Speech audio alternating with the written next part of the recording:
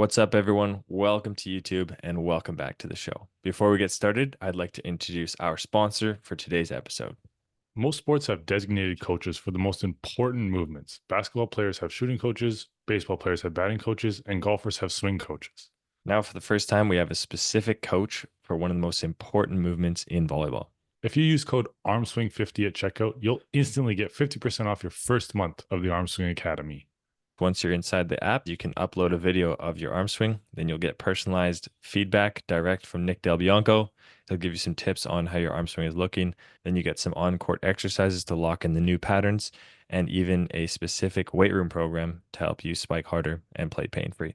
If you're not sold yet and you just want to test it out, all you got to do is follow the link in the description of this episode or our Instagram bio and sign up for the 7-day free trial. Then use code ARMSWING50 at checkout and get 50% off the first month after the trial. Welcome back to the show, everyone. Today we are joined by TJ Sanders. Welcome to the show, TJ. Yeah, what's up, guys? Pumped to be here. Let's go. Yeah, we're fired up to have you too. You're joining us from Calgary? Yes, sir. Awesome. Well, I have a question, and I think it's going to give our listeners a very good idea of who you are and what you value. So we'll start here. I'm curious if you can tell us a little bit about Elite Resilience and your new platform, The Circle. Not to be confused with the reality TV show, The Circle. Yeah. Yeah, it's close. We're at a partnership agreement that we're talking about now. Yeah, I mean it's a big question that kind of starts from there's a lot of context behind it. I mean, when I was playing, I was pretty hyper obsessed with mental performance, high performance, all of that sort of stuff. And there were so many moments throughout my career that I would see either myself having success or other people having success that maybe it doesn't translate to, oh, they're the most physical guy or they're the best or they're the whatever. Like, I mean, even as far back as when I was 16U at Nationals, we finished, I don't know, 30th or something like that. And if you compare that to today's terms, that's like 300th because there's so many more teams now. But so not amazing. And the next year, we won Nationals. We finished first. And it was funny because the provincials, I was in Ontario, and the provincials that year, that was my 17th year, we finished, I don't know, ninth in provincials or something like that. Then went to Nationals and won, like the classic trope of a Cinderella story. So it's kind of this like weird dynamic where, you look at the difference between provincials and the Nationals. We didn't get technically better or tactically better, but something clicked, right? And I think you see this happen all the time with self-belief and all these kind of things. And so that was always interesting for me. I mean, I joke all the time, like I'm short and I don't jump high. So I had to figure something out, right? Like something had to click a little bit. And, the cool thing is about being a setter is you have a unique opportunity to run an offense, to lead, to, influence the team in different ways. So I was always very obsessed with that. I mean, reading what I can about it, there's so many moments like when we were with Team Canada and we lost to Cuba in 2015 was, the worst loss of all of our careers. Like it was, first of all, embarrassing. We got destroyed and it was in Canada. And it kind of looked like we wasted the best opportunity we would have to go to the Olympics. And, it was like the next day we hired a mental performance coach. And then we had this really long-winded kind of backdoor way of actually getting to the Rio Olympics, where we had to play way more teams. It was a lot harder. And then in our opening game of the Olympics, beating the US 3-0, coming second into that like pool of death. Again, over a really short period of time, a lot of things changed.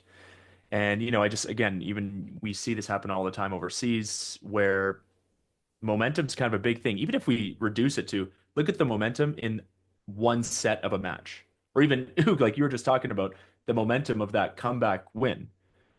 Okay, we know that happens. That's not a physiological or it's not a technical thing that's happening, right? It's something else that's happening. And so, again, being very curious in that, I, always wanted to understand how that could help my performance, help my team's performance. And then when everything happened with, my injury and I couldn't really play or practice or do, I was in a lot of, again, very unique situations and trying to figure out some advantages.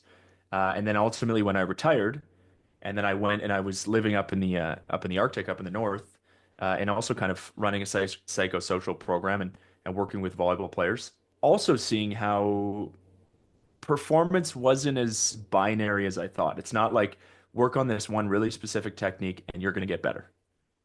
Yeah, okay, that's a part of it, but also sometimes there's some mental barriers that were, maybe I tell myself I'm a bad server, and then I just keep, that's a self-fulfilling prophecy to some degree.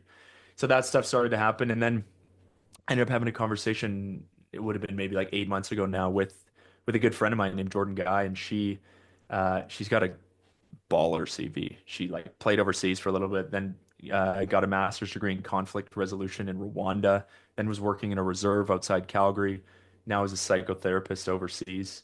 And she was sharing, she's kind of a part of this research group, and she was sharing some of the stuff they've been doing. And it's looking at sort of nervous system regulation and development and connecting it to high performance, right? How much do you guys know about nervous system stuff? Does that make sense to you? Nothing? No. Not I much. probably know 2% more than you. Like, I want to stress, I'm not the expert. Jordan is very much the expert. I'm just somebody who has a lot of lived experience and community around this stuff. But the basic idea is, let's say a bear walks into my office. Obviously, my nervous system's going to light up, right? I'm in survival mode. I got to figure out, how do I survive this situation? You probably heard of like fight, flight, freeze, right? Those are kind of the common responses. What's funny is that as a human being, I don't know the difference between a bear coming into my office or being down 2-0 to UBC, or it's 24-24, or my coach just yelled at me, or I just got subbed out. It feels like a threat. That's why, we say that we get defensive sometimes, when our coach says something or when whatever. We're literally trying to defend ourselves. We can't distinguish that so much. And so they were looking at, how is that influencing performance, and what can we unlock to seek out better performance, right? Because we've all experienced it. You lose it at a ref, or a teammate gives you a weird look, kind of battling that inner working of who we are as people in trying to find performance. So a lot of what Elite Resilience was built off of is, okay, how do we connect all of that to volleyball, right? Again, volleyball is a unique sport. It's very team centric. We never hold onto the ball, right? We just got to be in the right spot and hope, it works. Momentum plays a big part in it. So we've kind of been developing Jordan so much, again, being the expert, it's mostly through her, but our experience, we've been building out a curriculum of how to bring this stuff into volleyball. And the funny thing is seeing from my experience, in the last few years working with thousands of athletes and seeing, volleyball across North America, there are so many volleyball players. It just exploded. That naturally, because of that, the infrastructure doesn't support it in the same way. So there's a lot of athletes that just have really challenging experiences. Or even, look at the transfer portal in the NCAA. Or you look at, in Calgary, there's like 50 clubs now. Like when I grew up, there was one club and one team for that club. You make it or you don't. Like it was pretty straightforward, right? And if you didn't make it, you probably go try out for another sport, right? Where now there's such a different level of competition that naturally there's a lot of hardships that come with that. That's normal. And so the circle is a platform built to try and support athletes go through that, right? Like to kind of be able to develop some skills and have some resources to handle that. And what's neat is we started with founding members. I believe we have 30 now that are professional athletes or high level college or university athletes that are already taking part in the exercises and the workshops and the whatever. And then when a young athlete comes in, they get to participate with them. So like Eric Lepke's one, Cody Kessel's one, a bunch of American players, Sydney Hilly, Tori Dilfer Stringer, right? A bunch of these really high level players where, the way I looked at it was they want to understand high performance. They want to get better. Let's have them a part of this and participate in it. And then again, if you're a 15-year-old kid and you're like, okay, mental performance, what? That seems so overwhelming. You could come in, you could watch how they're doing it. Like Eric just left a comment on one of the videos of one of the courses he watched. Okay, you can see what's his experience going through that course. You can ask questions to all these pros. Again, for the idea of performance is sometimes limited by our own, natural humanness. And then at the same time, a lot of athletes are struggling with a bunch of different things, right? And I think that's very reasonable. I couldn't imagine being a 15-year-old kid and you got to go to school all the time and you're on this team and you're in this and this, that, and there's all this pressure on you to do all these different things. Yeah, so just trying to support all those athletes. Again, that was kind of like a long-winded, tried to make it as short as I could. I think that was awesome. I think everyone knows exactly kind of what kind of guy you are and how much passion you have for volleyball and for helping the next generation. I think that's really cool. I think this will be a great conversation. There's a couple things I want to unpack there because there was a lot of cool stuff in there. What changed for you guys after that 2015 loss to Cuba? What were some of the main rocks of what the mental performance coach did for you guys to be able to turn things around so quickly, like you said, almost instantaneously?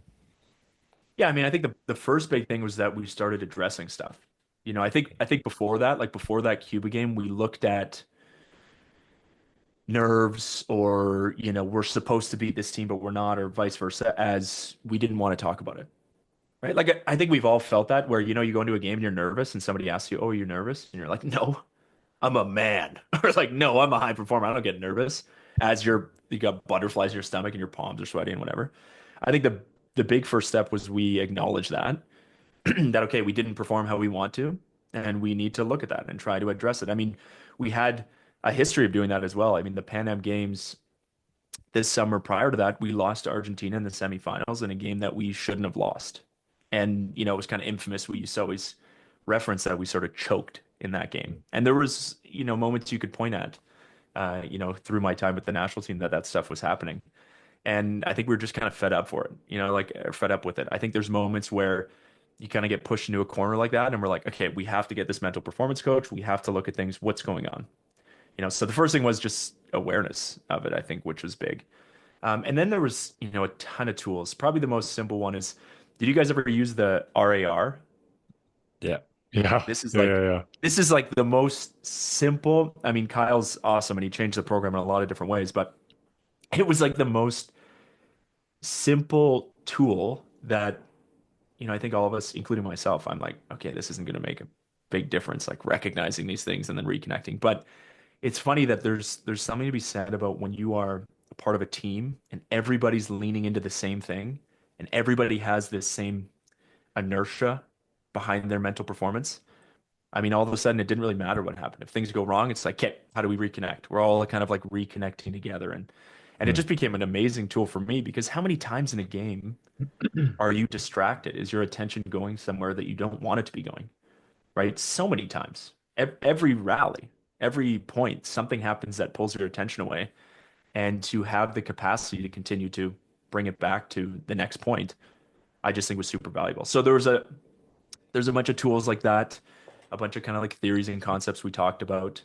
But I think the biggest thing was bring some awareness into it, and we all started diving into sort of doing the work a little bit. Mhm. And RAR stands for recognize, accept, reconnect. Is that right? Oh, nails it. Yeah, I was there we go. testing you there for a little Yeah, bit, but yeah, yeah, exactly. there we go. Recognize, Yeah, or accept, reconnect. that's cool. Exactly. I really like the acceptance part. Because I think that kind of ties into what you were saying before about, oh, we shouldn't lose to this team, or the expectations you have before a game. Um, because then you have this like arbitrary standard or goal that we're supposed to beat this team, and then when reality sets in that you're not beating that team, I think that's when, like, at least for me, things would crumble because it's like this is not supposed to be happening. This isn't how I thought it would go, all that stuff. But then I think that's that acceptance. Like, okay, this is reality right now. And then, like you're saying, the reconnection. But I like what you said about doing it as a team. Yeah. I think like a lot of the times, especially in U sports, guys are really only stuck on the first R. Like they recognize that something's going wrong and then it just takes over like mentally. Like and then they're just distracted. And I think I like I really like the acceptance part because yeah, like Tia said, like even this weekend, like me sitting on the beach or not on the beach, the bench. I was not on the Nice. beach. Freudian slip. Let's go. Um I like I recognize that like okay, we're down 2-0 in a U Sports or in Can West Bronze, like, and I accepted that. I was like, this is not how I thought we were gonna go down, but this is okay. And I think everyone else on our team accepted that. And then they were like, okay, but what do we need to do to win the next point? And then just point after point after point, and we chipped away. But yeah, I really like that. TJ, what do you think about the difference between, like, to me, resilience seems like you're kind of fending things off, whereas an acceptance is almost like you're letting them in. And I've come to the conclusion that I think mental toughness is more letting things in and then letting them go rather than fending them off. Is that something that you've noticed as well in your practice? Yeah, I mean, I'm kind of hearing the language there. Fending things off sounds like, um, like deflecting things, Hmm. which obviously your experience is your experience. You can't change that, right? And we're not in control of it. That's it. That bear comes into my office. I'm not in control of rising my heart rate or, my palms getting sweat. That's completely automatic. And so something that we talk about actually our last workshop was based on sort of this autonomic flexibility and autonomic mobility. So if I look at, mobility, that's very much, okay, I know that I'm going to be in difficult situations. How can I prep myself to get into a flow state more easily? Flexibility is I'm going to be hit with challenging. Maybe you have a tough relationship with your coach. That's just an easy one to kind of pick. Okay, you know that the game's probably going to be tough and they're probably going to say things to you that aren't great. To your point, yeah, I can deflect that. The tough thing that I've always noticed with deflection, this goes back to the acceptance piece, is then it comes back, obviously, like that feeling, whether it be the nerves or the coach or whatever.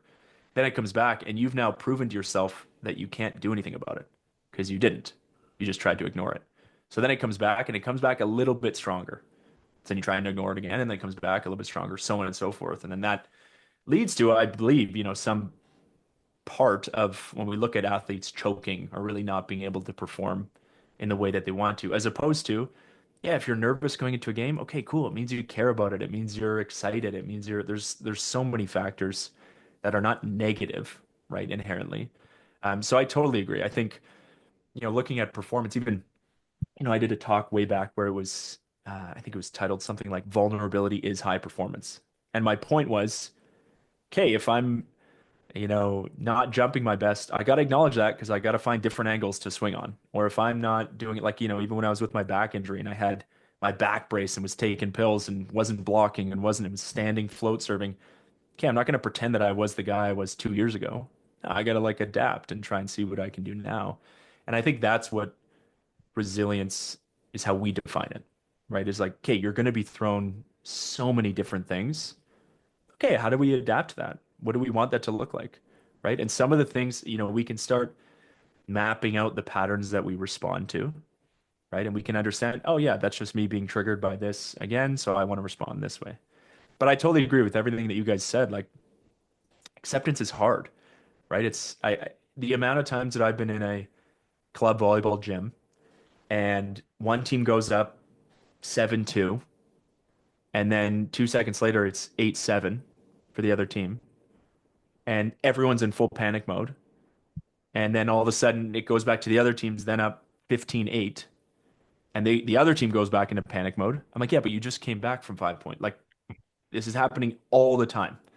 Or like I was talking to one of my athletes a couple days ago, and I think it was something like they had a 9-2 lead, and then all of a sudden it was 9-6, and they took a timeout, and their team was like panicking. And I'm like, yeah, but it's funny how even though you're up 3 points, you're still panicking because we just lost the last 4 points, right? And we all know that feeling as a Mhm. volleyball player.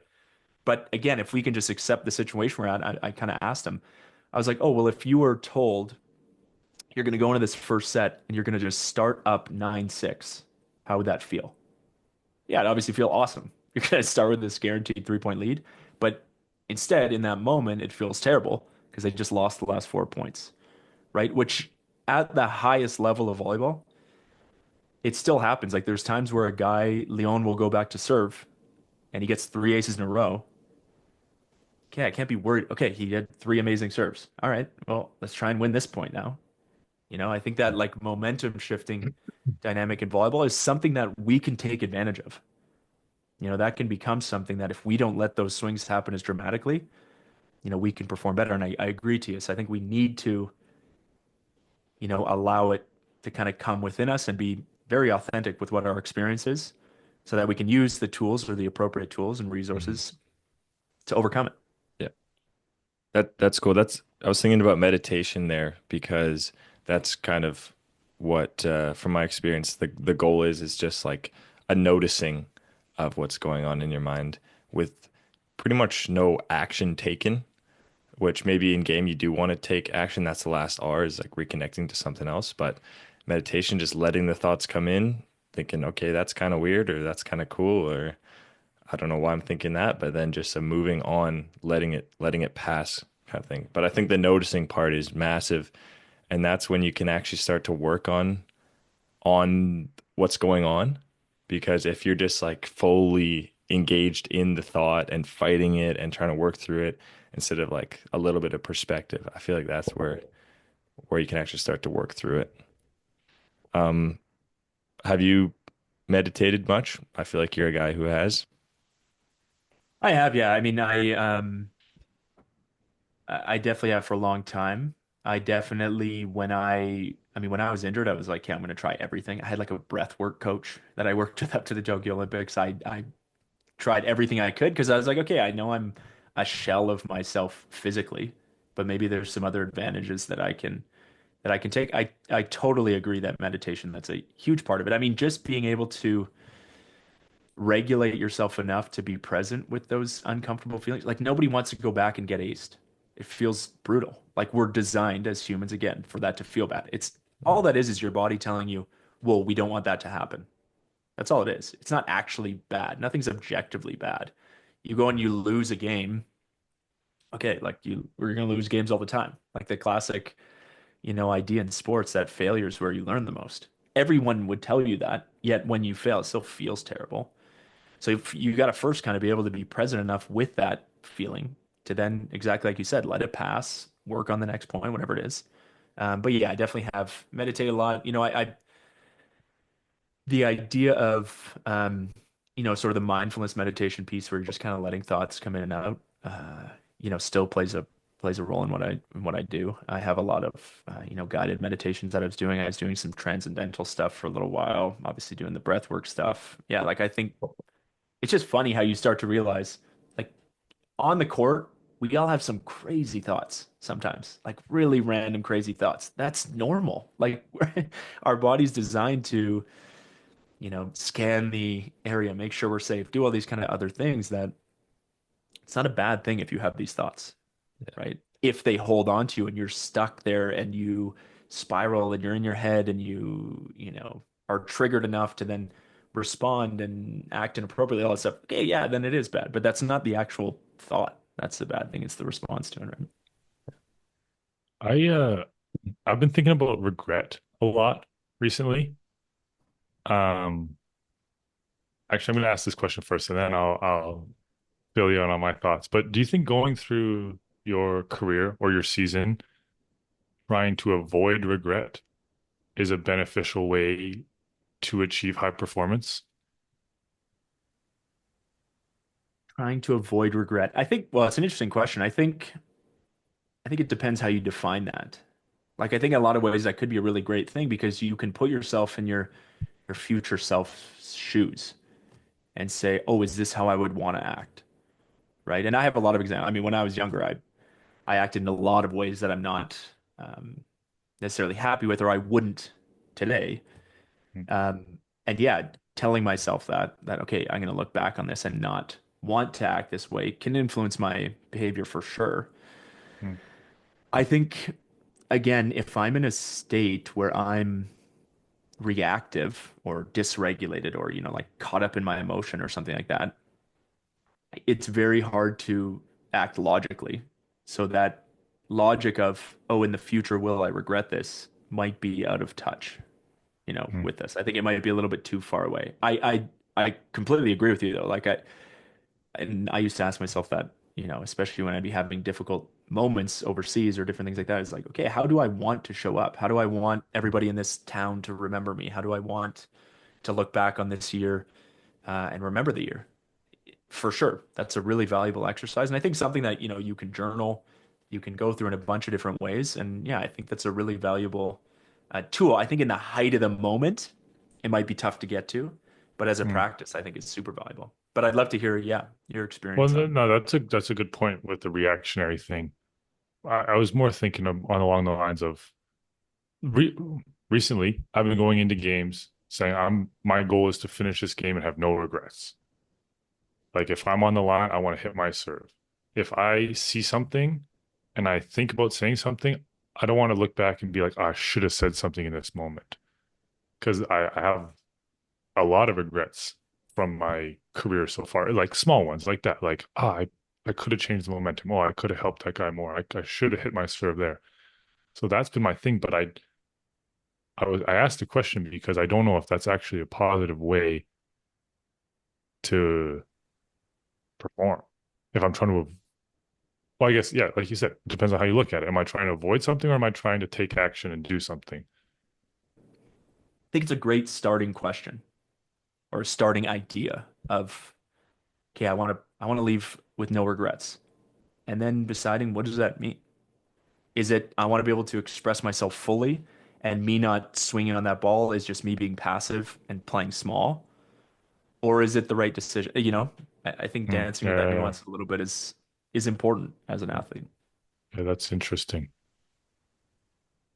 I'm curious about who the most mentally tough teammates you've had are, or who you enjoy playing with the most, that you know that they're gonna have your back, no matter how they're playing, no matter what kind of day they're having. Yeah, okay. There's a lot of guys. The cool thing about that too is it shows up in different ways. Like I play with guys that I would, describe as mentally tough, and they get like loud and intense when things aren't going well to force themselves back into something else. I play with other guys that they get quieter and they just dial it in a little bit, and they then focus on their, the back to basics, and they focus on their task. Um, I played with a lot of guys in Poland that I felt like they were robots, even when we were doing well or bad. Like they were always pretty consistent. Like Pete Nowakowski was a middle where it just didn't matter. It looked boring to him. Like even when things didn't go well, he's just like, well, whatever, I'll go make a great next play. I don't know, okay. Mateusz Mika is another guy.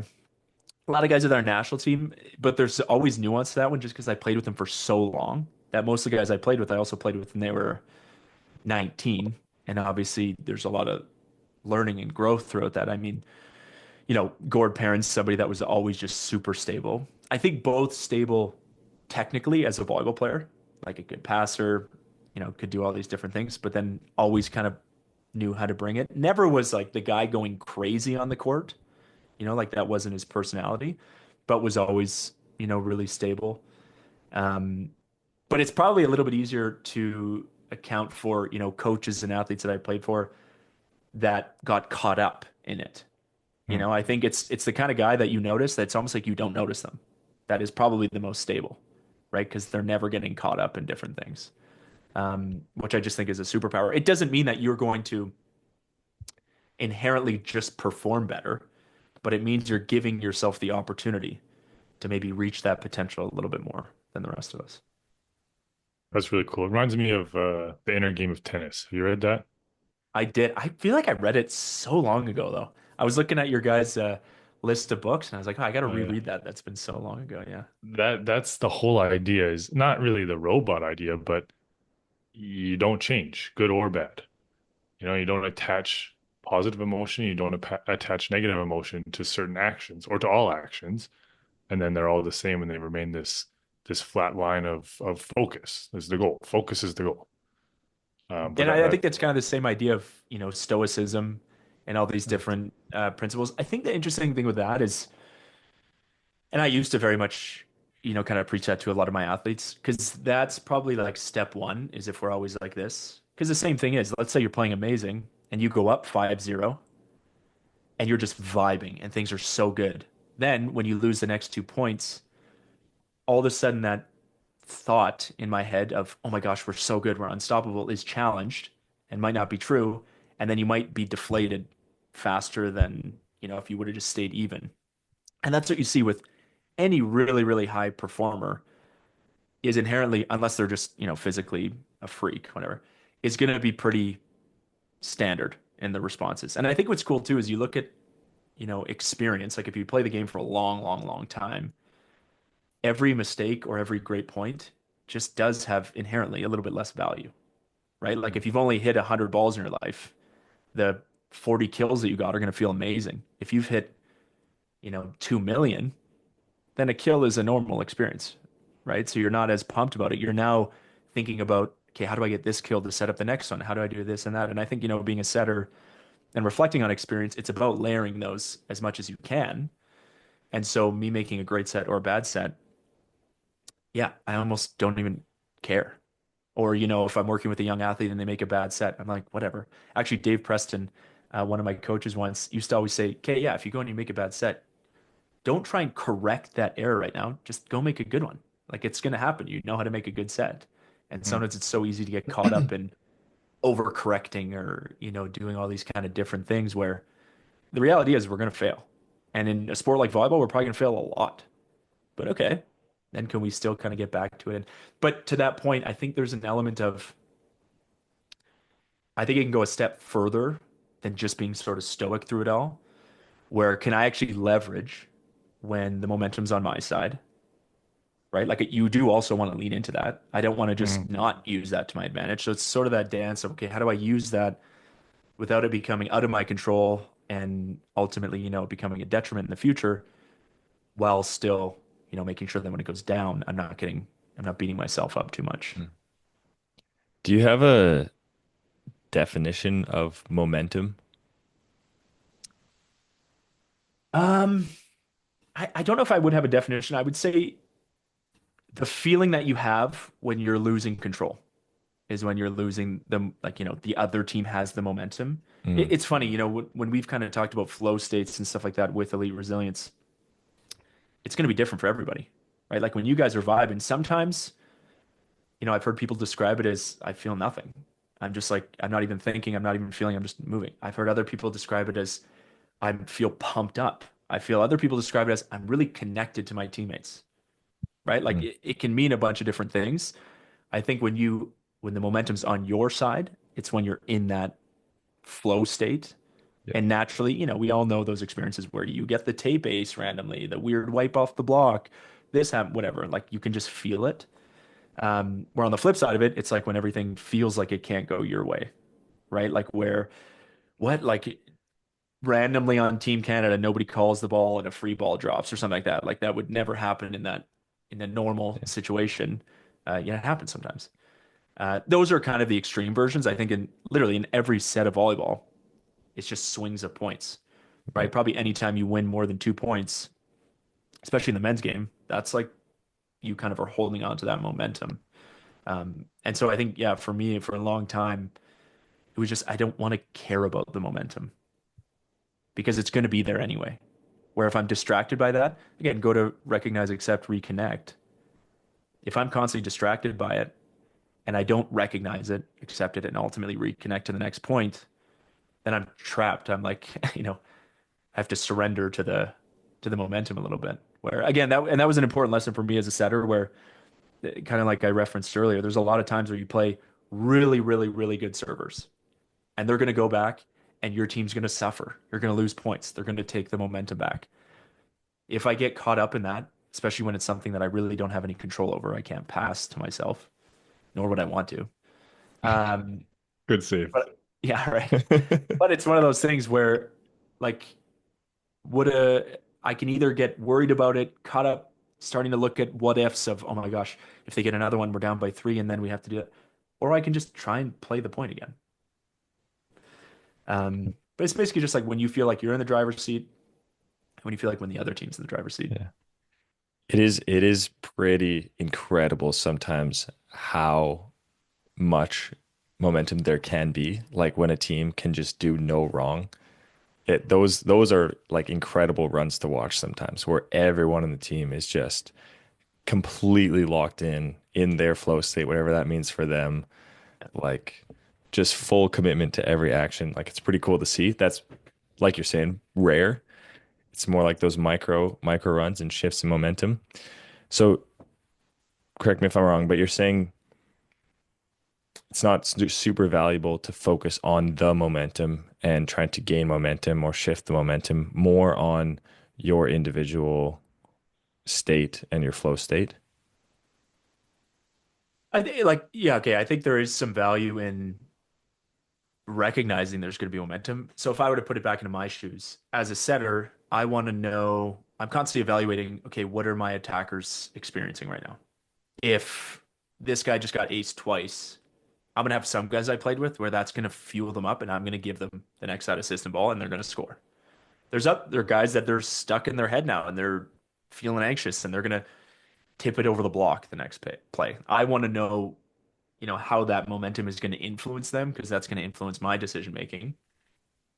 So I do want to be aware of it. I'm not trying to deflect it, let's say, but I also want it to use kind of your verbiage is I also want it to pass through me. I don't want the fact that they got 3 points in a row for me to be stuck thinking, oh my gosh, how are we going to come back? Are we ever going to come back? Because again, I'm just blown away like I'll go to nationals again this year. Every time I'm there, it's like 15-9, 20-16, 25, and you can just feel that momentum shift so dramatically where it doesn't have to. Again, there's been games that I've played where I've been in a flow and it's 4-4, but I know we're going to win.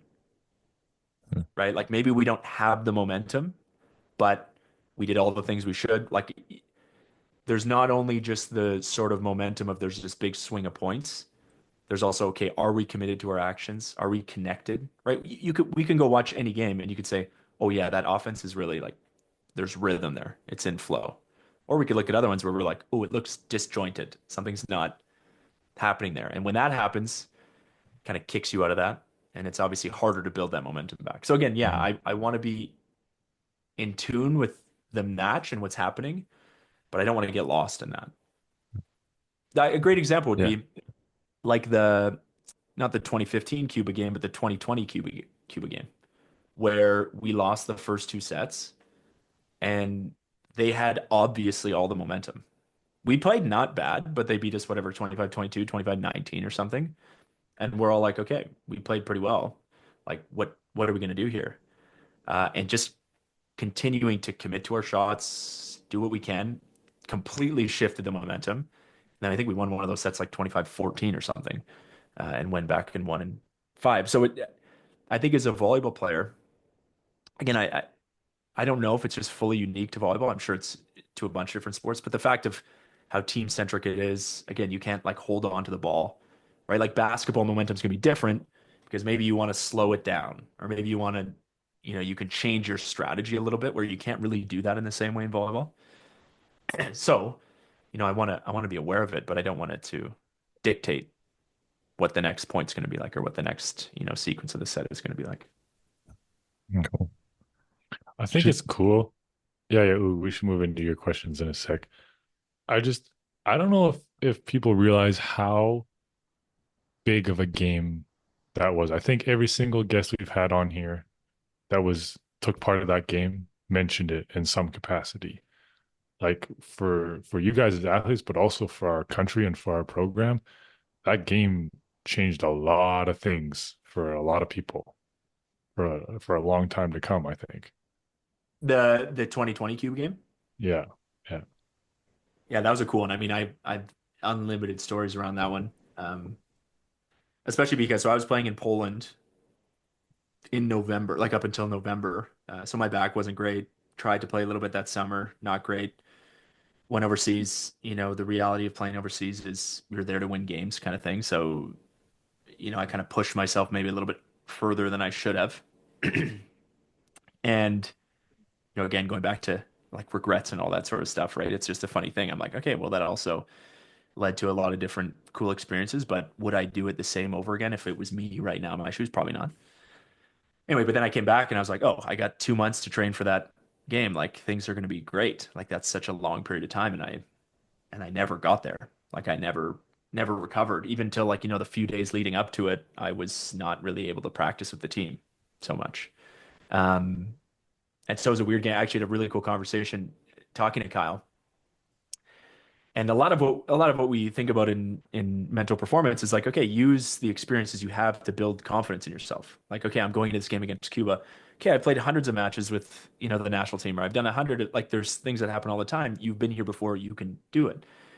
And I remember talking with Kyle and sort of mentioning, I've never done this. I've never not really been able to practice with the team and have to put a back brace on and, take some meds and standing float serve in front of whatever it is, 8,000 people. Like, I still remember the first time I did because I got subbed in for a little bit during the Mexico game to see how it would kind of feel. And I and I standing float serve the ball in, and I just remember how long the run was from where I served to the defensive position where I think they hit it before I got there. And I was like, oh my gosh, because I'm like waddling with my back, my son. I'm like, this is embarrassing. I got to dial this in a little bit. But anyway, I remember having that conversation. He's like, well, what do you want from this game? Like, what does this game mean to you? Like, what do you want? And I'm like, well, to win, Kyle, obviously. Right. And he's like, "Oh, okay, but think about it like more than that. Because at this point, I knew that if we lost, that was probably going to be my last game. Like I was probably kind of forced into retirement a little bit. And it had been, I don't know, what was it, like 19 months of kind of battling this back injury. And I was like, well, you know what?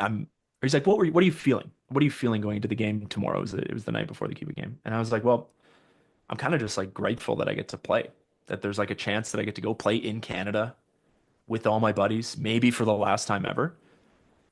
And he was like, okay, anytime something happens that you don't want to happen or you're caught up in the moment or whatever, just remind yourself how grateful you feel right now that tomorrow you get to play.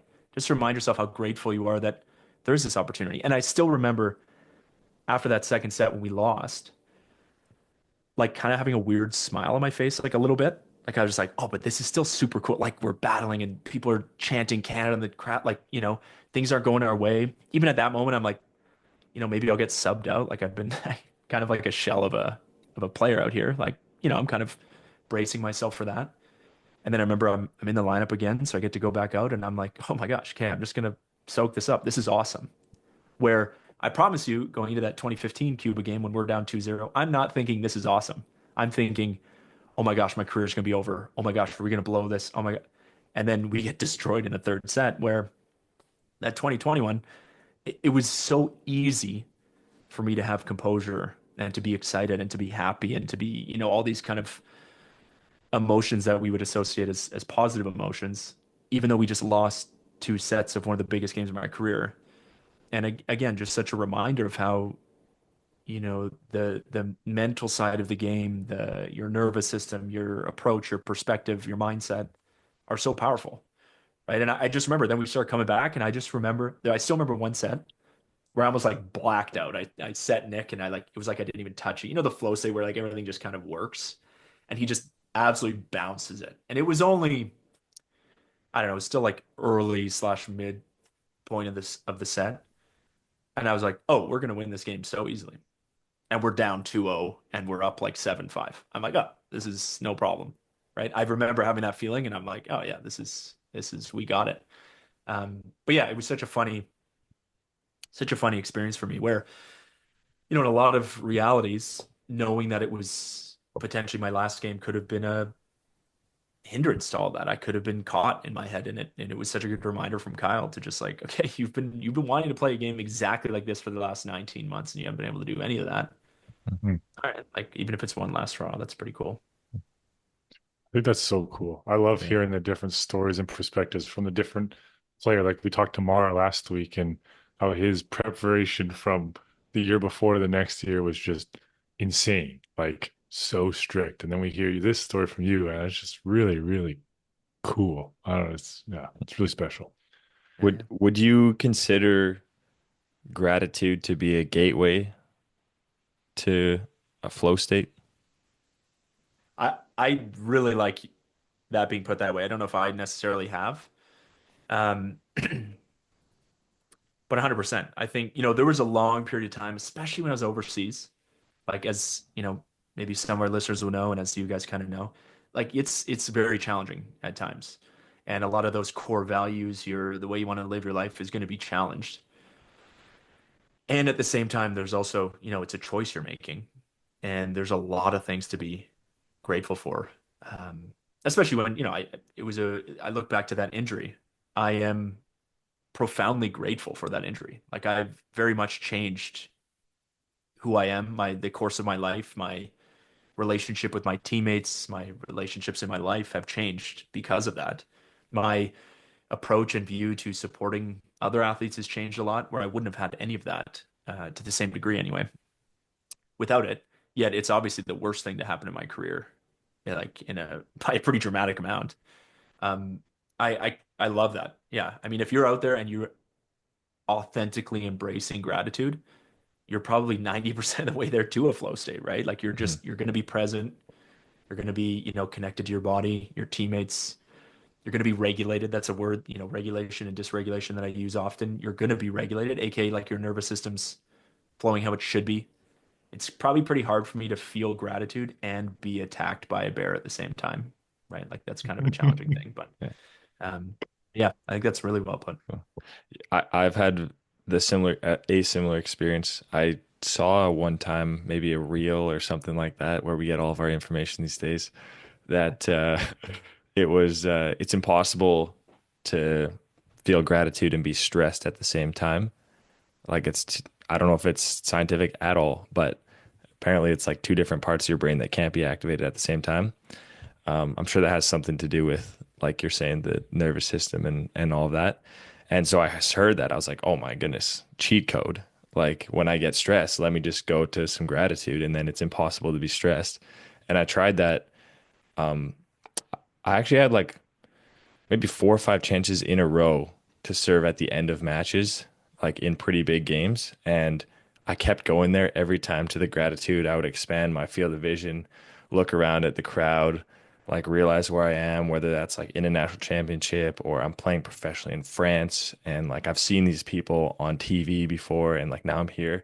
And then it was just the easiest thing in the world to go hit my serve from that point. And I think like I think you had a similar experience there when you're kind of just like riding below the pressure almost because you're just happy to be there.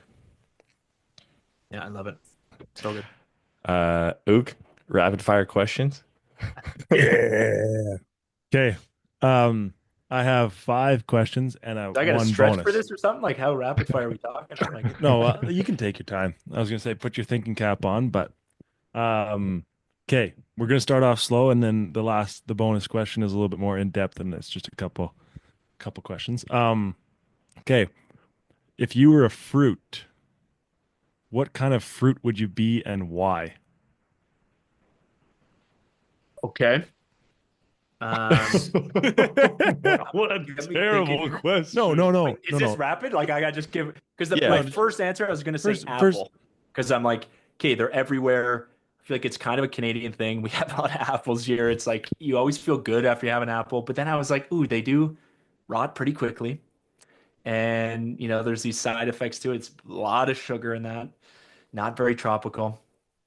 Um, I guess I'll just lean into other because otherwise I'm gonna have to do a deep dive and really thinking about this. okay, So no, I'll say I love that because AK, the most basic fruit you could pick is what I picked. So the reason I asked is just because I figure like you're a very articulate and well-spoken individual, and I thought that you were gonna have some like I am a guava because this, and this, but I was wrong. So again, we go back to those moments that we regret. It's definitely that I didn't say guava. I guess that's what I no, bragging. that's fine. I just wanted to see what that would bring about. But um, what was your least favorite subject in school? The one I was doing the worst at. Which was It changed. just at the time. Okay. All right. Um, if you could bypass all education and just be thrown into a profession with all the right knowledge and know-how, what profession would you choose? Oh, that's good. So sorry, you're saying that like I have all the knowledge, like it just gets Yeah. downloaded? You just plug yourself in and you're good to be a doctor or whatever. Oh, that's good. Um,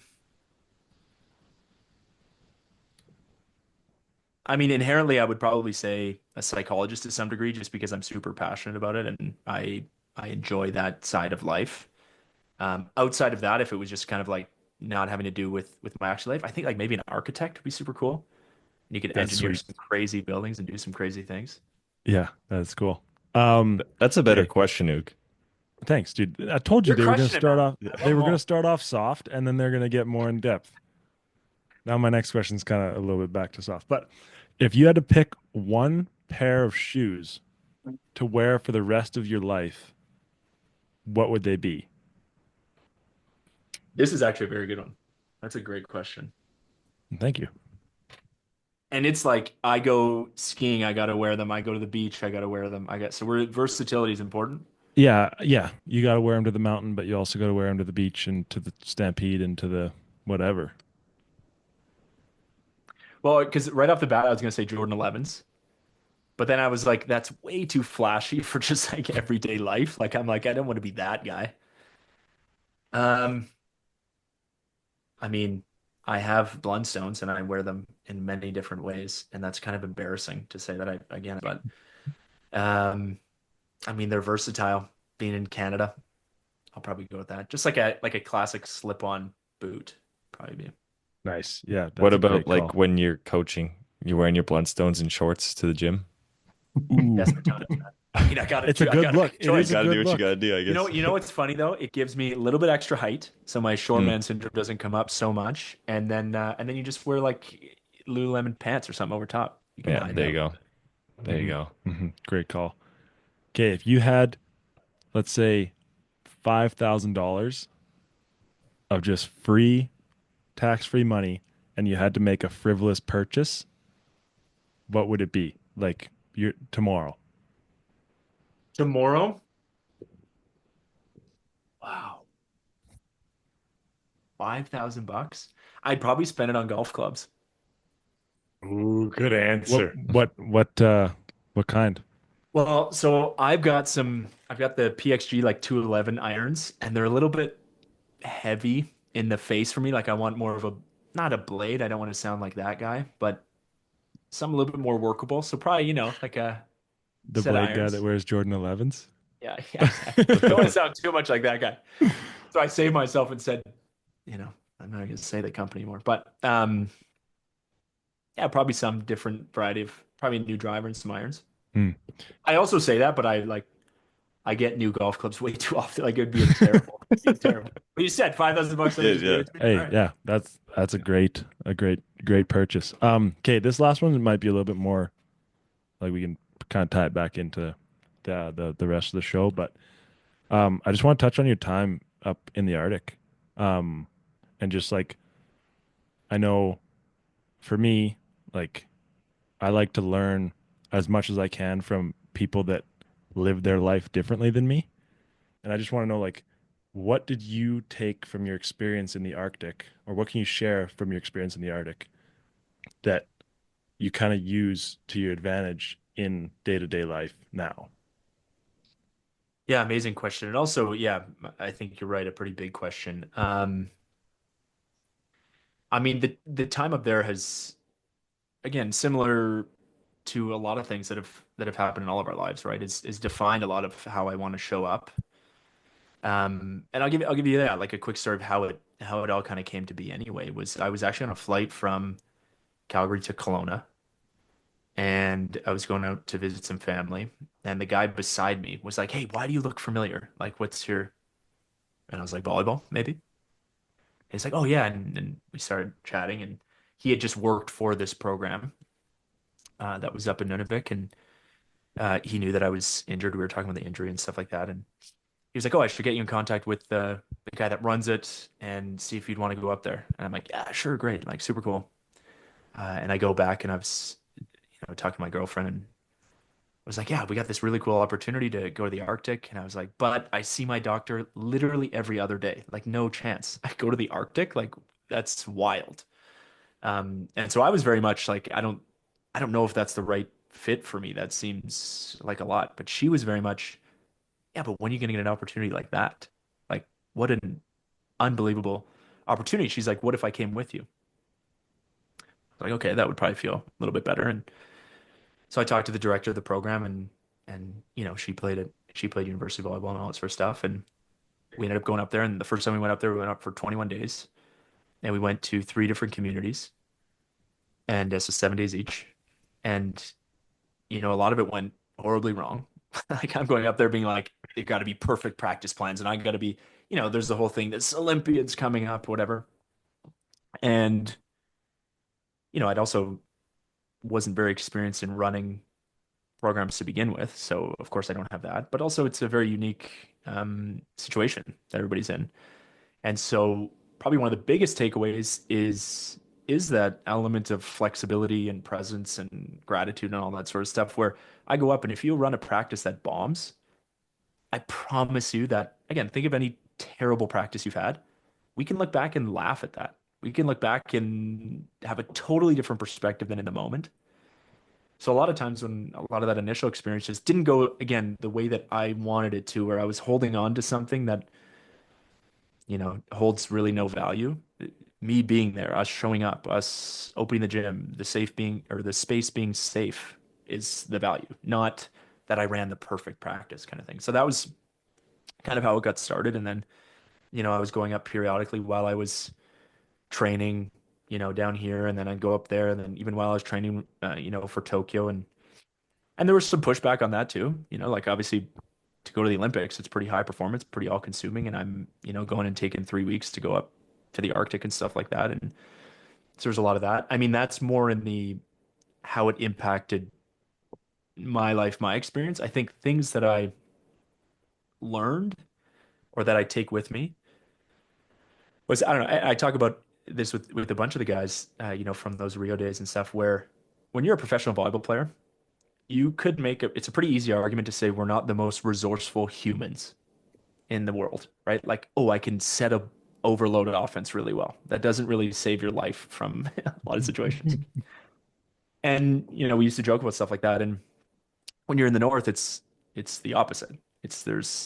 You have to do that. So I remember it was like after the Tokyo Olympics, we moved up there, and on our second day, the school was lit on fire. I was running a practice, and there was a big fire at the school. It was just us. It's like us, our 14 kids or whatever. And actually, one of the kids was like, "Do you smell that? Like it smells like smoke or something." And we're kind of like, "Yeah, it's fine." And then this green gas comes like flying in through the door outside. Like it literally looked like the Green Goblin. This is a terrible reference, but the Green Goblin where you like have those bombs or whatever and the green smoke. We're like, "What is that?" And then the whole door is on fire. We didn't know at the time, but the whole side of the gym is on fire. And it was this moment where obviously I freak out. We're in charge of these kids. I'm like screaming at everybody to get out. And they get out, and it's me and two boys that would have been 14 and 15 at the time or something like that. And we're just stopped just outside the gym, and they look at me and they're like, "Shouldn't we try to put it out? Like, isn't that our?" And I'm like, "Wow, that's embarrassing." As the adult, I didn't even think. I'm thinking like, get everyone to safety, get away. The magical Calgary Police Department will come, Obviously not the same experience there. Like, don't get me wrong, they still have incredible fire departments and stuff like that, but it's using water from the water plant. It's much, much more challenging to resolve problems like that. And everybody is capable of resolving problems like that, right? This 14 and 15-year-old, that's the first thing that comes to their mind. So we run and we grab all the extinguishers we can and we go to the door and we're trying to do stuff. And again, we didn't really realize that the whole side of the building was on fire. But yeah, it was just like this resourcefulness of, okay, something needs to be done. Let's try to do it. Or, there's a lot of moments where, the infrastructure in Nunavik is, especially, around water is quite difficult. Like we would, probably once a month run out of water in our house. And that was me and one other person. So imagine like, large families. And so there's moments where it's, minus 40 outside and I see the water truck and I'll throw on my Jordan 11s and run out after this water truck to try and, hey, we need water because or whatever. Yeah. And the sense of community, the sense of connection to everything around you, whether it be like solving problems or not. Like still one of the coolest experiences. We were in one community, not the one we lived in, but another one, and the caribou migration was going through town. And something that somebody said was, yeah, when they go through, like, try not to look at them. Don't like look at them too much because we want them to keep coming through. Like we're not gawking, like again, classic white guy going and would just like be like, whoa, caribou, right? That's, it's more like, no, this is a part of the experience here. And we want them to keep coming through, obviously, for hunting and a variety of reasons. So there's just so many things that going from, yeah, playing overseas and really my only focus on siding out points and doing my weights to very different reality. There's a lot of things I take with me, and a lot of it is not even just like a specific thing. Oh, now I can tie this fish knot. It's, oh, if something comes up, I can probably handle it. or like Mm. I can probably try it. And then when I fail, that's okay. And I'll just keep seeing if it'll work out, right? Which I didn't have before because I think pretty common as a high performer. I'm like, oh, everything has to be the standard of my volleyball career. Everything has to be world class. Everything has to be, but of course, not everything is going to be, right? Like that's the reality. And so, yeah, I mean, just sort of that resourcefulness and tapping into connecting with your community and even little things like blizzards are coming. Okay, got to stockpile, get ready for it. Like, okay, got it. Like so many different things that were completely different than my reality as a professional athlete are, yeah, really impacted me. So great question. I think there's a lot of stuff that we could continue to unpack there, but I yeah, think it's incredible how quickly these podcast episodes turn from volleyball to real, tangible life ideas and thoughts and stuff like that. And I think it's really, really hard, especially as a young athlete, to really appreciate things around them if their one only goal is to make that team and then make this team, and it's really hard. um what would you say to someone who it's very clear that their sights are only on athletic successes? yeah. I mean, I kind of use the language around volleyball and sport in general is I'm like, it is a vehicle for life. Like in life, you're gonna fail. In life, you need to rely on other people sometimes. In life, there's going to be a hierarchy. And like there's so many things that sport gives us. Even just the fact that in a match, you're going to be pumped with adrenaline and then cortisol, and then you're going to feel amazing, then you're going to feel terrible. Then you're like that is, a masterclass in sort of life over a long period of time, right? Like that's something, since I've retired, you don't really have that in the same way in like normal life, right? So I think have your tunnel vision on and all that sort of stuff, but learn the lessons that you're learning along the way, right? Like when you lose and it feels bad and you want to reflect on why it feels bad, actually reflect on it. Try to figure out, oh, why does that feel so bad? What is that attached? And I had to do a lot again when I was injured and I had to lie on the floor for 3 months or whatever it was. I had to have a lot of those conversations with myself, um, because you'll learn a lot. And I think sport is an extremely beautiful opportunity to learn those things that we don't get in a lot of other ways. Like I didn't grow up playing instruments. I didn't do a bunch of different things, but I played every sport you could think of. And I think I know learned so much about myself and connecting to my body, even going back to meditation. I mean, me going and shooting free throws or me going and going to the driving range is very much a meditative experience where so again, I think when you have your blinders off or up, I don't know if I would say something like, hey, stop and smell the roses and look around a little bit because clearly there's something pulling you towards that.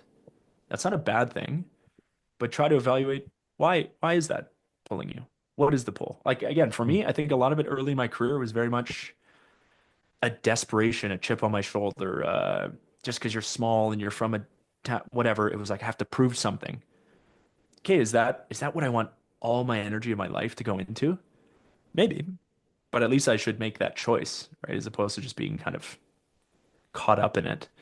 Um, I do think there's also just a classic case of athletes when they start to gain outside perspective or have other values, other things like that. We learn and we grow so much differently. I mean, it was this phenomenon that I noticed a lot where when guys would have kids overseas, they would play better. And I was always Yeah. like, this makes no sense. They're not sleeping at all.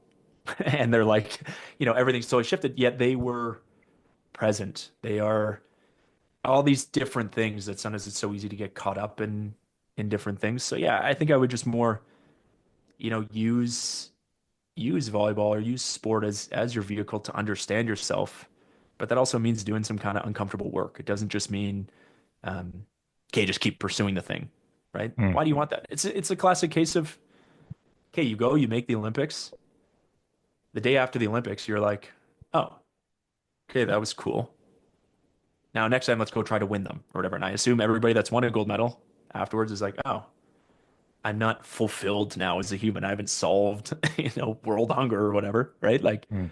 the reality is there's still so much going on in life. So we want to understand why we want those things, right? So for me, if somebody has blinders up, it's more, all right, I wonder why. Yeah, that's a really interesting point, especially hearing you talk about that, thinking back to how many opportunities were presented to me simply through sport or through the people in sport. And like an easy one, the first one that comes to my mind is my best friend from grade 5 to grade 10 had never left Calgary, never been on a plane. And I had been to nationals. I had been with the like Team Alberta. We traveled to Edmonton every other weekend. And it was just this, I was like, wow. I remember I don't know, I was 14 being like, wow, I'm so lucky. Like this is incredible. And I think you're bang on with that. That's cool. And another one for me there, Jess, was like just how many free meals we get is insane.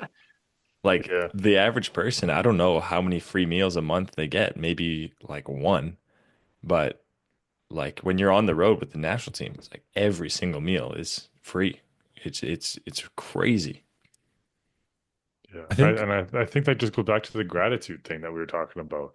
There's so many opportunities and so many opportunities to be grateful and to practice gratitude, even the smallest things that now seem so normal, but they're not. Like you're not working at Hellas and getting free room and board and like yeah. I think one of the things, I think TSU said this to me one day, but I was trying to build my resume and I didn't have a whole lot of like work experience. And you said that like the intangible experiences that we get from playing sport, like sport itself is not something to put on your resume. I'm a volleyball player, but it's like the intangibles that you get, like you know how to work in a team, you know how to like solve conflict, you know how to like all that is really relevant in everything outside of volleyball. And I think like many people don't work in teams until they hit like a going into the workplace age, or even when they do, like you might not be in a team. And I think that yeah, like all those intangibles are just incredible that we don't really notice until we apply them, I guess. Yeah, absolutely.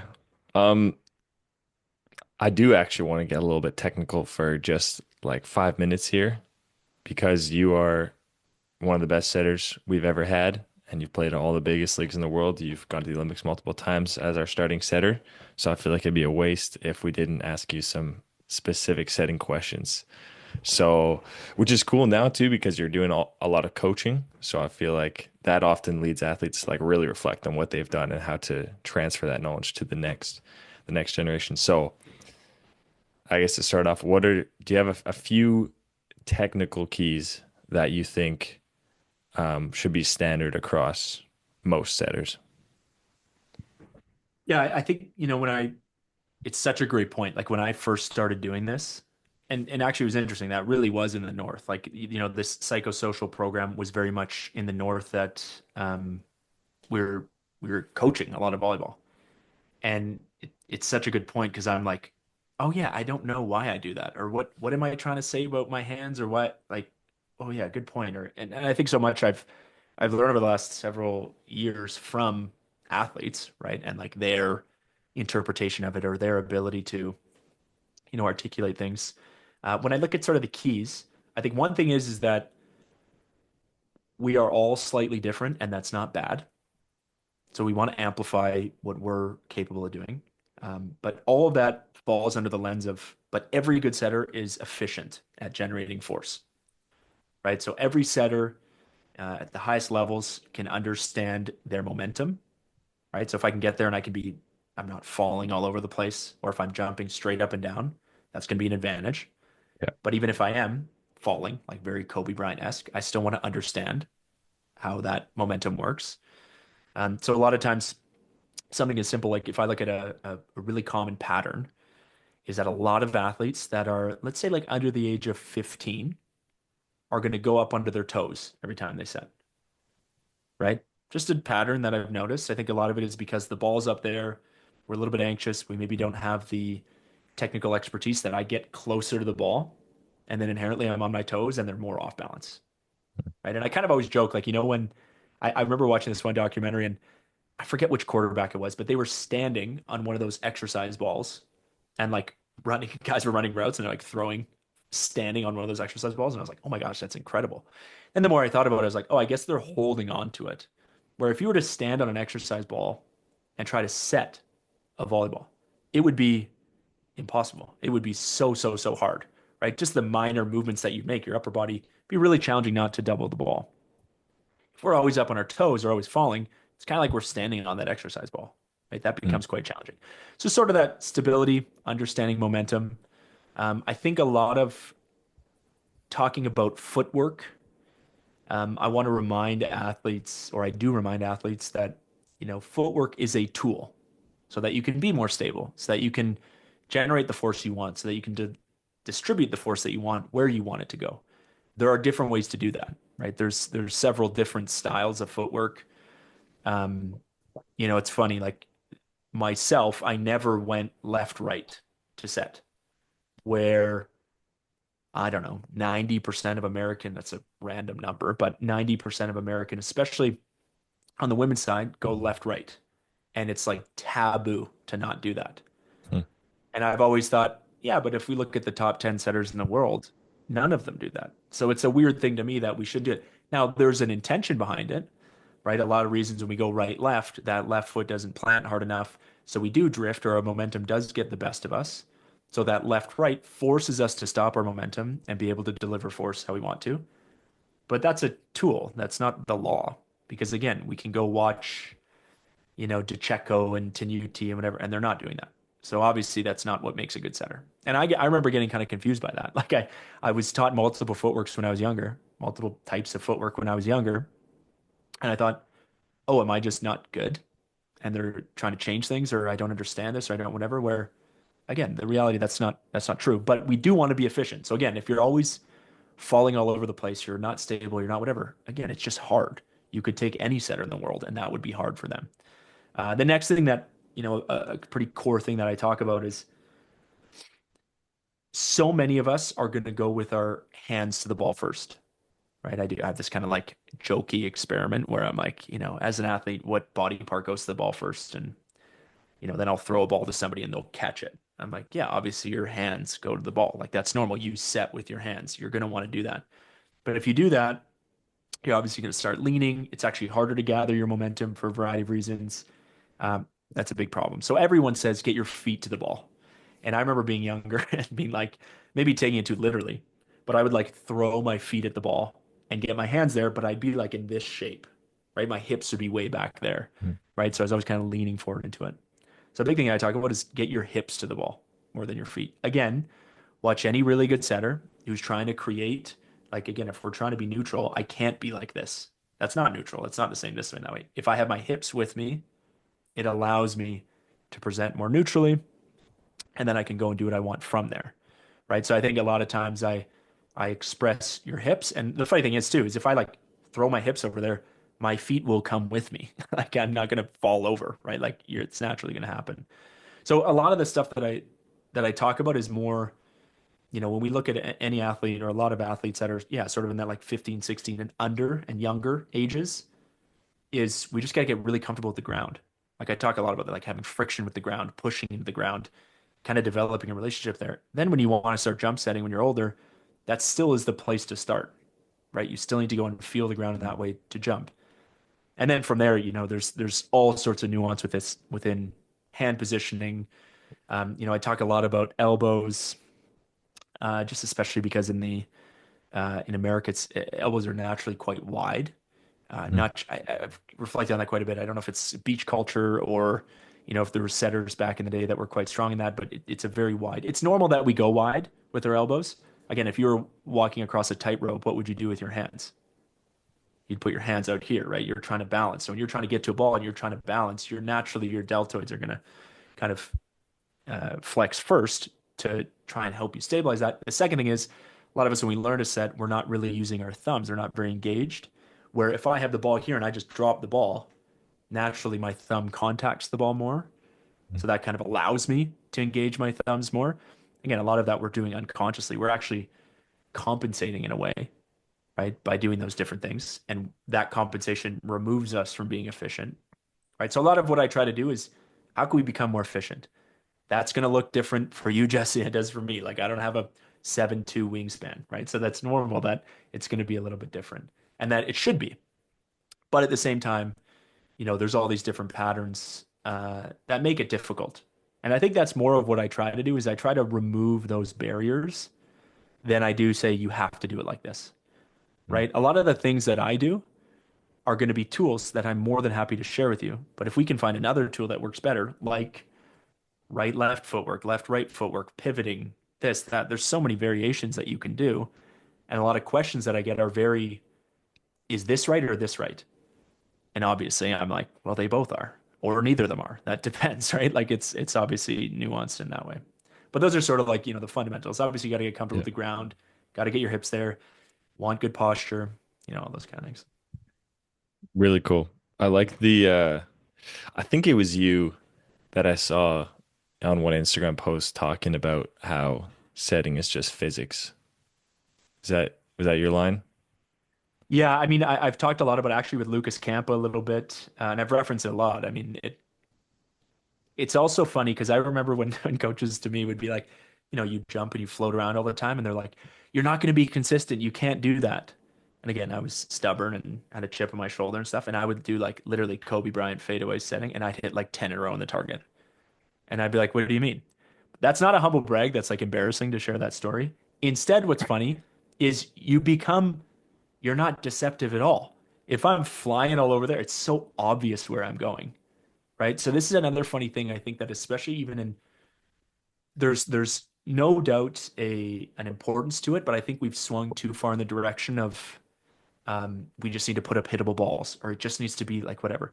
We need to understand what we're trying to do, right? And why we're trying to do it. And I think that also gamifies a little bit where setting should be fun.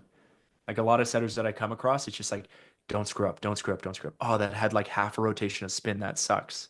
And then again, we go and we watch DeCecco in 4 sets in a row have a ton of spin on it, but he's amazing and an artist. Like that's not what's wrong there.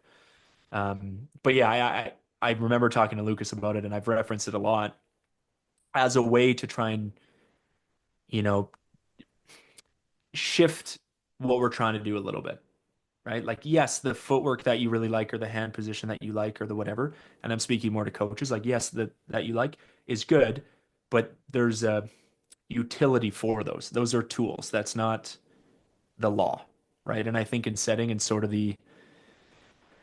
yeah, I just feel like too much in setting, we're just stuck on, nope, you have to do it like this, and we don't know why, and we're not able to articulate the fact that it is something like, oh, well, if you're falling every time, there's more variables at play. Sometimes you fall a little bit, sometimes you fall a lot, sometimes you fall. That makes you're actually working on 4 different sets to the outside, right? That's kind of the reality. I know I just went off on that one. No, that's cool. That's cool. You're a true architect.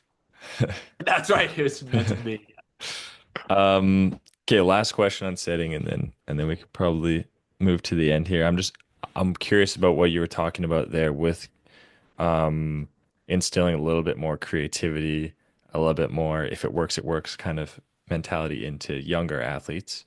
When do we start introducing the decision-making patterns and maybe taking a peek at blockers? And how do you think about introducing the tactical side of the game to those athletes? Yeah, I think there's kind of a couple questions in there. I think one, like the technical stuff is going to take time, right? Like you need repetitions. You need so many repetitions to, connect some patterns and synapses in your brain so that you can go out and do it without thinking about it. Like that takes time. I've always been, kind of a believer is while you're getting those rips and you're doing that, you should still be making decisions, right? It's not one or the other, right? So like if you're working on getting your feet to the ball, you still want to think, okay, when I get my feet to the ball, who am I setting? Right? Like I think there's again, volleyball is so technical and there's so much weight on the setter because we contact the ball so much that if the setter's technique is not up to a certain grade, the team will suffer, right? So of course, we're always going to keep working on that. And even when, when I think about creativity, it's more intention that I want. Where yes, I still don't want you to take the ball and drop it down here and be creative. It's I want you to learn how to be creative with the technique that is more efficient, right? So yeah, there's different ways to do things, but I don't mean, oh, you can drop the ball or you can fall or you can set on your way down or you can finish low or whatever it is. Those are things that are making you less efficient, which are going to have consequences, right? Like we want to find how can we become as efficient as possible. Some people might have wider elbows than I did. Some people, like Tanuti, has much narrower elbows than I did. I'm not going to try and change how he sets the ball, right? It's still efficient. So that's kind of like one part of it. But I do think with tactics, like a big thing is I look back on, yeah, like my 18U year, even a little bit into university, like my tactics were very, very, very minimal. Like I wasn't really layering any sort of offense. I'm thinking I like to set middle, right? And like maybe I said it, right? Like it wasn't so sophisticated. So I really encourage athletes from a younger age, again, just to have some intention. Because I also think that tactics, especially in really, really high level volleyball, is, I mean, very, very difficult to evaluate over time. And like if I'm playing in world championships and it's the fourth game of the tournament, everybody's watched the first three games. They also have watched my pro games. They know what I've done the last 2 years. So I need to overlap my decision making based on what they know and how I want to exploit matchups and advantages and, leverage disadvantages accordingly. That's very hard to map over time. You could watch a game. You could watch, like, again, that's why I have a little bit of contention with when people watch one set or like one point and say, oh, that was a bad decision. Over time, it's so hard to say, okay, maybe it was a bad decision because they set somebody and there was two blocks and the guy wasn't even there and the ball, like, yeah, okay. But in the scope of decision making in running an offense, it's very difficult to actually navigate what a good decision is or not. For instance, I remember there's times where I'd set middle and the other middle commits and we get blocked. And I've had coaches that have said, yeah, but now they're worried about your middle. Maybe that's going to win you the game in the long run. Maybe that middle getting that block feels so good about it that you can pull him next time. Maybe you get, like, there's so many layers to making decisions that when working with younger athletes, I'm more make any decision, but have an intention behind it, right? We got to start building the library of, again, you go and you set middle this one time and your middle doesn't score. As a coach, I might sit there and go, oh, that was a bad decision because we lost the game on that. And winning this game is really important to me. But that setter in the scope of their career might have learned more from that error or more from that not working that maybe it wasn't a bad decision. I just think it's more nuanced than good, bad. And it's much harder to track than I think we realize. For sure, there's tendencies. You might have a setter that every time they do this, they respond this way. The coach doesn't like that, or it's really inefficient or whatever. And we're trying to break that habit, but they keep doing it. Again, for me, that's not a tactical thing. There's something else going on, right? If you're stuck in a tendency, again, it's nervous system dysregulation. You're panicked and you have no control. It's not because tactics are, I went and I decided to do that. If you have a tendency, it's not a decision, right? So it's not actually like under the same umbrella. But yeah, for a lot of times, I'm just more have any sort of decision. I mean, obviously think through it. Oh, I've got my 6-4 outside on a 5-5 blocker. I like that matchup. Maybe that means you use it. Maybe that means you don't use it because you save it for later. Maybe that means you should run the middle because they're so worried about, like, again, there's nuances within that.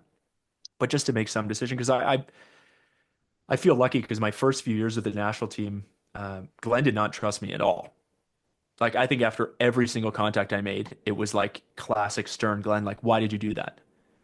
And the first 100 times I'm like, well, but then I got to the point that I could tell him every reason, the last 5 points, the next 5 points. I could tell him, what this country's system of blocking is. And so that's layered over the fact is, blah, blah, blah. That then all of a sudden, again, like we've talked about TS, layering an offense, it got so complicated. And then he just stopped asking me. He was just like, okay, never mind. Like now it's just taking up all the time and the timeout. But to the same degree of, okay, why did you do that? That's all that matters. It's also okay to say, oh, I don't know. that's important. Again, that goes back to the whole recognize, accept, reconnect. If you say, because the small blocker when it wasn't, you're not learning anything. If you set randomly, that's okay. Again, a lot of younger athletes, a lot of their sets are going to be muscle memory, random, they just move that way. It feels the best. That's okay.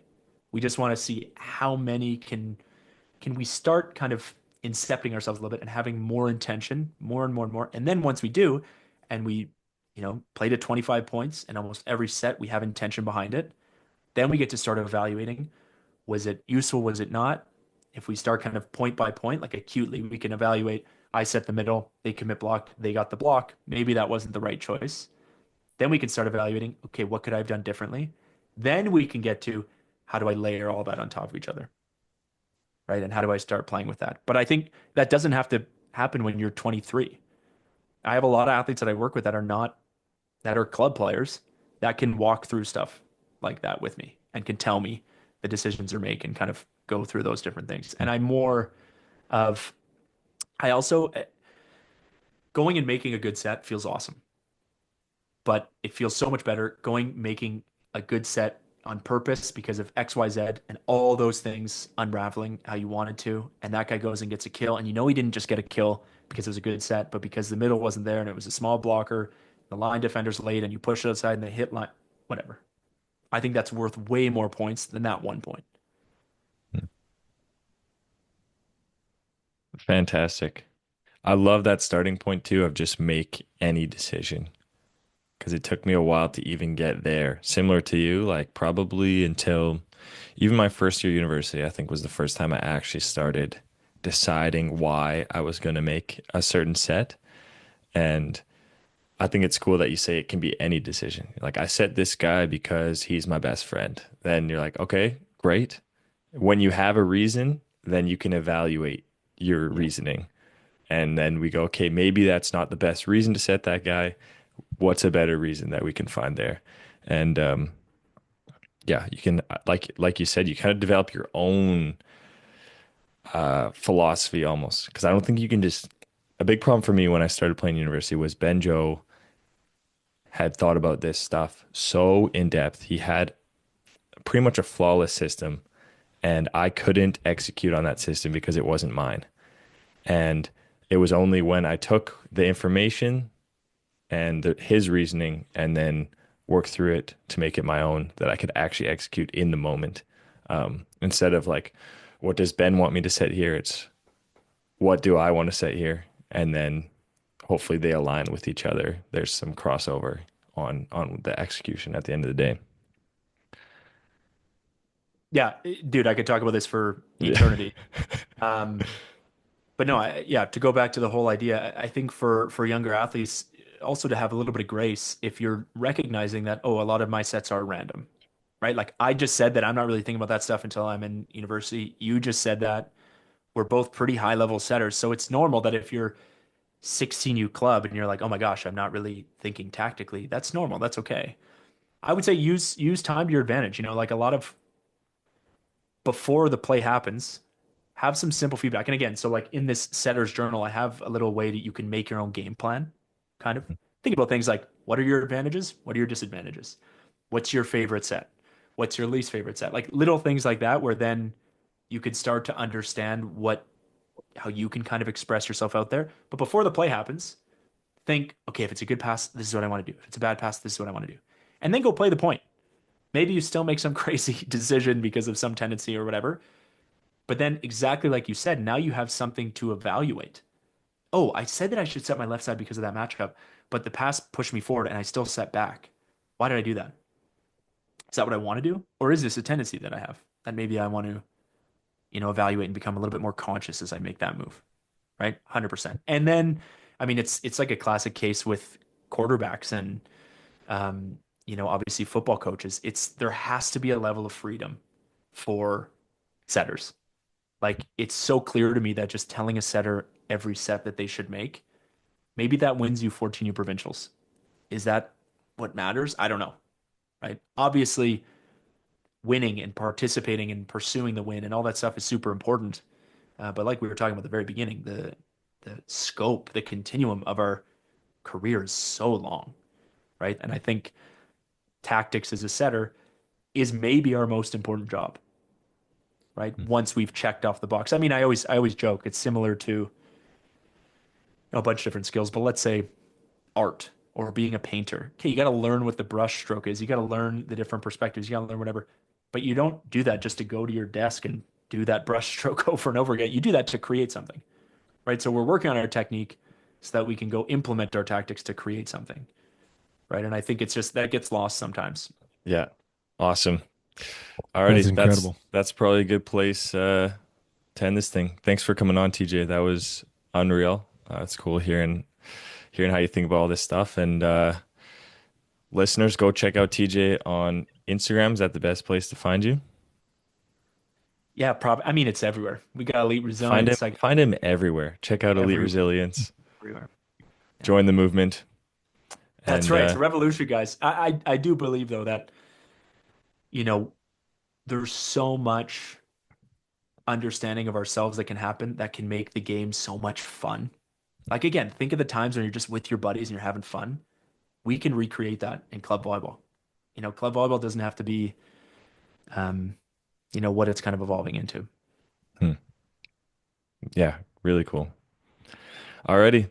I think that wraps up episode number 33 of the Pit to Pro podcast. Thanks everyone for listening and signing off.